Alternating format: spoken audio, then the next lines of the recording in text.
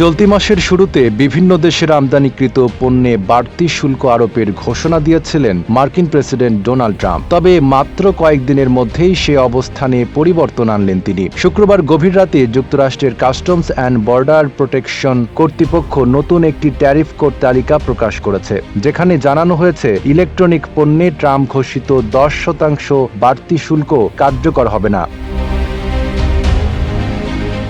এই ছাড় চীনের পণ্যের ক্ষেত্রেও প্রযোজ্য হবে। নতুন তালিকায় মোট 20টি ক্যাটাগরির পণ্য রাখা হয়েছে ট্যারিফ কোডের আওতায়। এসব পণ্যের মধ্যে রয়েছে disk drive, semiconductor device, memory chip, flat panel display এবং বিভিন্ন ধরনের ইলেকট্রনিক যন্ত্রাংশ।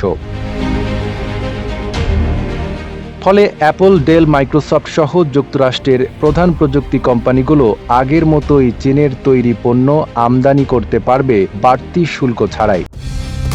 কালার এক্সপার্ট, জর্জ স্যাপ এবং মাইল্ড অন হ্যান্ডস টেকনোলজি সমৃদ্ধ অরিক্স ক্রিস্টাল ওয়াশ আপনার লন্ড্রি এক্সপার্ট।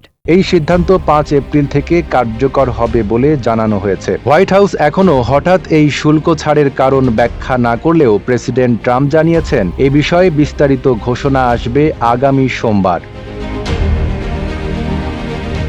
যুক্তরাষ্ট্রে বিক্রি হওয়া প্রায় 80% আইফোন তৈরি হয় চীনে, আর বাকি 20% ভারতে। বড় বড় প্রযুক্তি প্রতিষ্ঠানগুলোর প্রয়োজনীয় যন্ত্রাংশের বিশাল অংশই আসে চীন থেকে। এ অবস্থায় চীনা পণ্যের উপর 145% পর্যন্ত শুল্ক আরোপের সিদ্ধান্ত নেয় ট্রাম্প প্রশাসন। পাল্টা জবাবে চীনও যুক্তরাষ্ট্রের পণ্যে 125% পর্যন্ত শুল্ক আরোপ করে।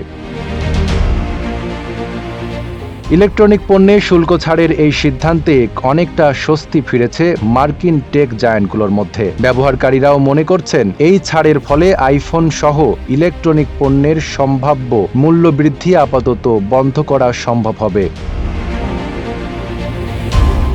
নাইম আরাবী, ঢাকা পোস্ট।